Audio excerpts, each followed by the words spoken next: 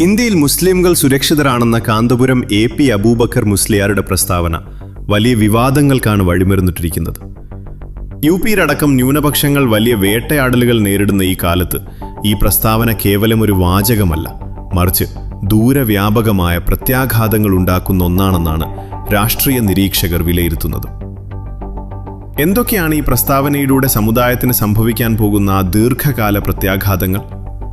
നമുക്ക് പരിശോധിക്കാം. ഒന്നാമതായി, ഇത് നിയമ പോരാട്ടങ്ങളെ അട്ടിമറിക്കും. CAA, വഖഫ് ഭേദഗതി തുടങ്ങിയ കേസുകളിൽ സമുദായത്തിന് പരാതിയില്ല എന്ന സർക്കാർ വാദത്തിന് സുപ്രീം കോടതിയിൽ ഇതൊരു തെളിവായി മാറും. ആഗോളതലത്തിൽ ഇന്ത്യയിലെ ന്യൂനപക്ഷ വേട്ടയ്ക്കെതിരെ ഉയരുന്ന വിമർശനങ്ങളെ പ്രതിരോധിക്കാൻ ഭരണകൂടം ഈ സർട്ടിഫിക്കറ്റ് ഒരു ആയുധമായി ഉപയോഗിക്കും. ഇതോടെ സമുദായത്തിന്റെ രാഷ്ട്രീയമായ വിലപേശൽ ശേഷി പൂർണ്ണമായും നഷ്ടപ്പെടും. എല്ലാം സുരക്ഷിതം എന്ന് സമ്മതിക്കുന്നതോടെ